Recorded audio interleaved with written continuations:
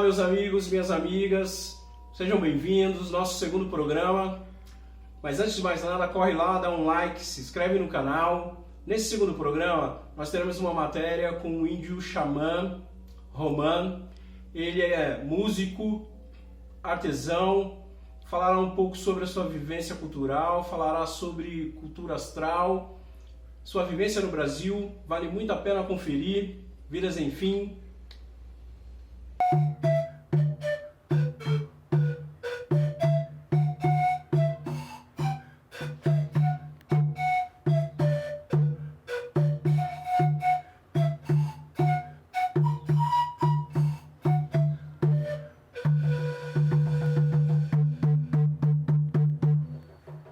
Alô amigos, o canal Sumahiatu Kasankicha Riahtamasis numa Sumar Karumanta Ramasani Kaiwasima Lagunau Anzimana Chapa.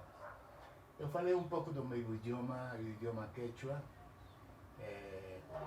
Eu disse, tá tudo bem aí, eu venho de muito longe para a gente conversar. Eu falo um idioma porque é um idioma, tem uma escrita. A escrita do quechua são nós de lã colorido, chamado quipus, né?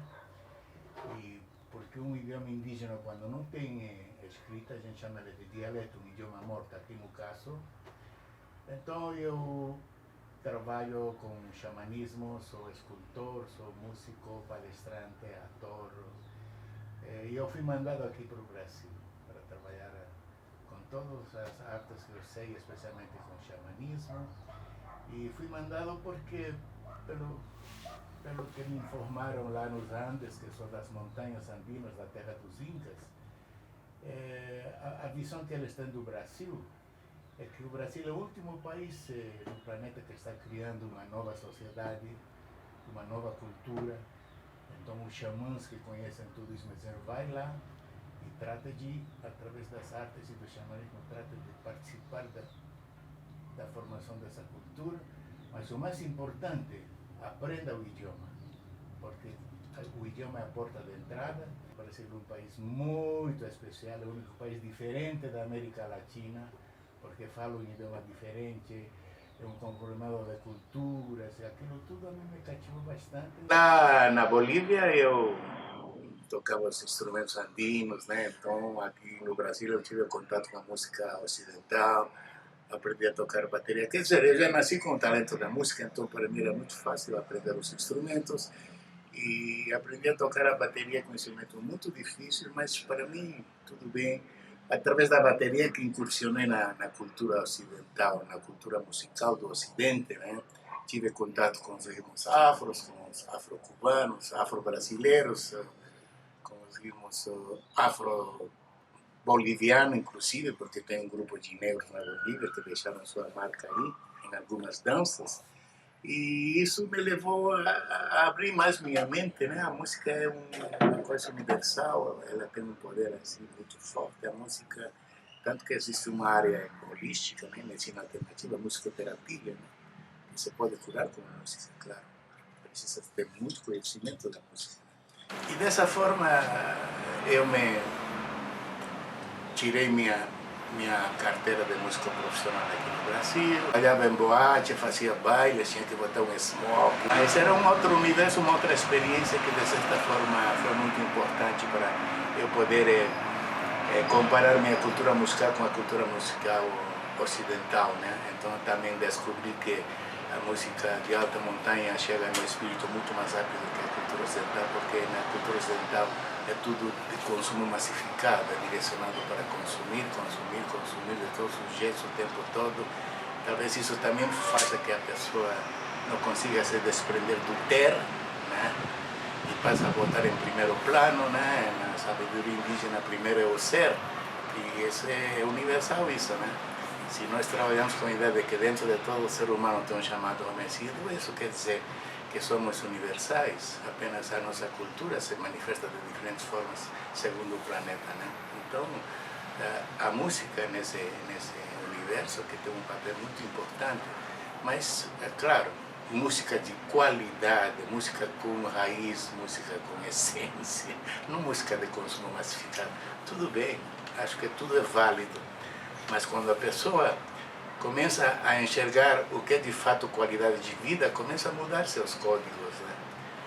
Ainda mais se teve uma experiência com as plantas, essa pessoa começa a descobrir que a qualidade de vida é de dentro para fora.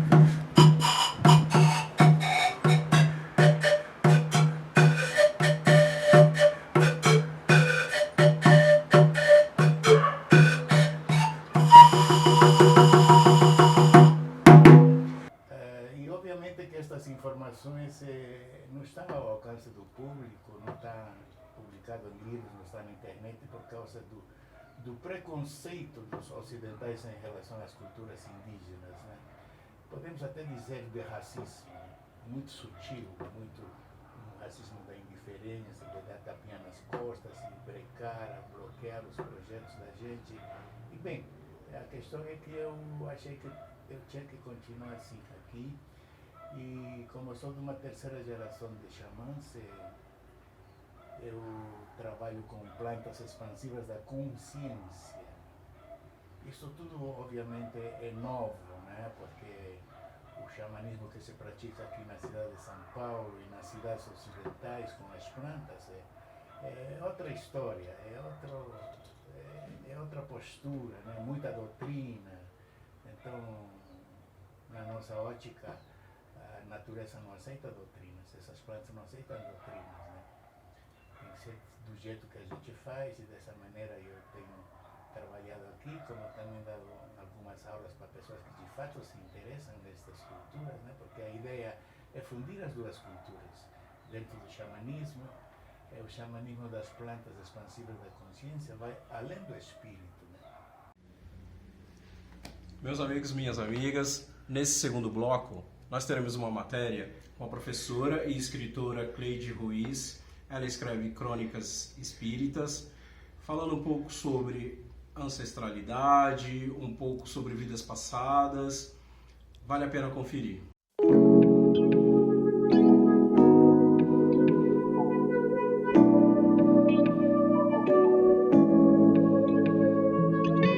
Olá, amigos. Eu sou Cleidinha Ruiz, nasci em 1947 e atualmente sou aposentada. Eu conheci a doutrina espírita nos meus 16 anos, quando comecei a frequentar no Viaduto Maria Paula, aos domingos com as minhas colegas, a Federação Espírita. E também li pela primeira vez o livro dos Espíritos. Mas eu só me aprofundei mesmo na doutrina há cerca de 30 anos atrás, mais ou menos. E quando eu ingressei no curso de Aprendizes do Evangelho, e fiz o curso, né, de 3 anos, depois um período probatório, depois o curso de médiums. A expressão ser kardecista é uma expressão errônea, que nós somos espíritas, né? E seguimos a doutrina codificada por Allan Kardec. Eu tenho 2 livros publicados atualmente, né? Sou idosa, mas não tenho nenhum momento ocioso na minha vida, porque eu escrevo, eu leio, eu estudo, eu tenho o tempo todo em movimento, graças a Deus, que procuro aprender cada vez mais, né? E também eu narro tem um grupo no WhatsApp onde eu narro livros da codificação espírita, né? Livros psicografados, romances. Eu narro para aquelas amigas que ou não podem ler, não tem alguma dificuldade na vista, ou até pela idade, ou também pela falta de tempo. Então, eu narro, né, esses livros para as minhas amigas. Temos um grupo grande onde eu me dedico. Sempre eu escrevi a vida toda, e quando eu me vi aposentada, eu peguei aqueles meus escritos que são contos e crônicas, né? São sempre aqueles livros que nos levam à reflexão, né? Então, eu tenho alguns também algumas participações em livros de antologia. E tem um terceiro livro, esse é Romance Espírita, e ele está prontinho, só esperando editar, mas como veio essa situação de pandemia, está tudo parado, não é mesmo? Mas, se Deus quiser, nós ainda haveremos de vê-lo publicado. Como que se dá o meu processo de criação?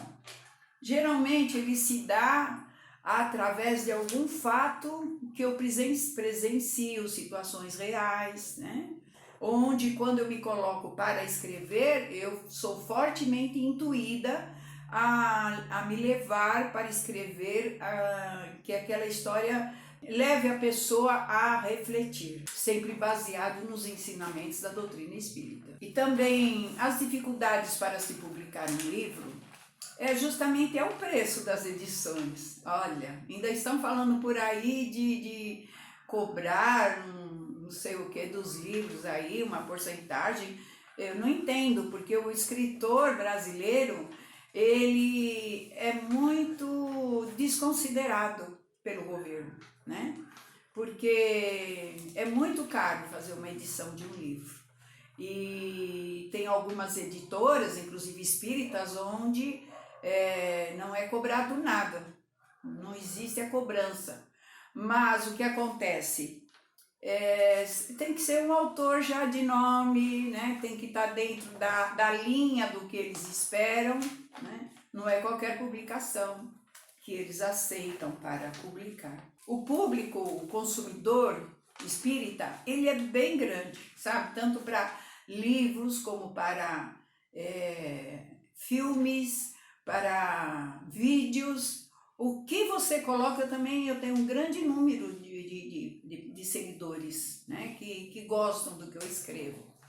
Então, é grande, o espírita gosta de ler, ele gosta de ler. Está sempre com um livro na mão, procurando se inteirar, aprender mais, né? Mas para que um livro nosso possa alcançar sucesso, ele tem que ter um bom trabalho de marketing, tem que ter um pessoal por detrás trabalhando, uma equipe forte trabalhando, né?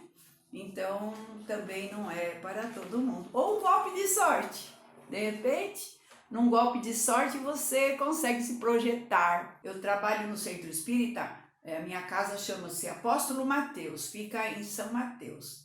Ali é um trabalho de um pronto-socorro espiritual, né? Nós não temos envolvimento com doação de roupas, alimentos, não temos a noite da pizza, a noite do sorvete, nada que envolva dinheiro, né? Então é onde há aquela preocupação de socorrer a pessoa numa situação de ela manter o equilíbrio da mente novamente e procurar por si mesma conseguir se equilibrar e cuidar de si. E essa casa, ela é ligada à Aliança Espírita Evangélica, né? Lá eu faço de tudo, né? Eu sou trabalhadora, então eu faço preleções, eu faço exposição de aulas, aplico passes, trabalho na corrente mediúnica, né? E participo de todos os trabalhos. Essa casa não faz psicografia. De acordo com Allan Kardec, no livro dos médiuns, todos temos mediunidade. Allan Kardec afirma que todos temos mediunidade. Só que em alguns em maior, num nível maior, e outros em nível menor, né? Mas aquela mediunidade de maneira ostensiva, mesmo que o médium percebe a presença do espírito, vê, sente, e uma maneira ostensiva, essa já não é para todos, né? Não são todos que têm. Mesmo aquele que diz que não percebe nada, que não vê nada, não sente nada, com certeza ele percebe sim, ele percebe a intuição que os amigos espirituais passam para nós a todo momento, né? Nós somos intuídos. Então, mesmo para aquele que não trabalha a mediunidade de maneira ostensiva, ele recebe comunicação sim. através do seu espírito protetor, do seu amigo familiar. A minha visão do mundo de hoje é que o nosso planeta é habitado por espíritos ainda retardados, né? E que nós devemos alcançar a evolução através de estudos e orações. E no convívio social, porque não adianta se isolar ou se não só conviver com pessoas com quem você se dá bem, isso aí não te traz nenhum retorno evolutivo, né? Então, há necessidade do convívio social, sim, até mesmo com pessoas com quem as suas ideias não batem de acordo, não é? E nós devemos sempre colaborar com o nosso próximo e sem, contudo, nos deixar escravizar. Ah, vou fazer de tudo para aquela pessoa, sou responsável absoluta por ela. Não. Cada um tem o seu livre-arbítrio e cada um decide por si o que vai fazer de sua vida, mas nós temos, sim, a necessidade, até por nós mesmos, de uma evolução, nós temos a necessidade de auxílio, de auxiliar. E nós temos também que ter a preocupação de nos afastar de influências perniciosas, né? Frequentando os bons ambientes, evitando vícios, paixões desnecessárias. A situação que estamos vivendo agora tem a finalidade de purificar os ambientes. Essa situação de pandemia, essa situação de doença, de problemas, ela tem a finalidade de purificar os ambientes, né? E a doença do corpo, ela pode significar a cura do espírito. E nós estamos caminhando, evoluindo de um mundo de expiação e provas para um mundo de regeneração. E não é um ou outro que vai, não, é todo mundo junto. Então nós temos que auxiliar uns aos outros, tá ok? Vidas, enfim.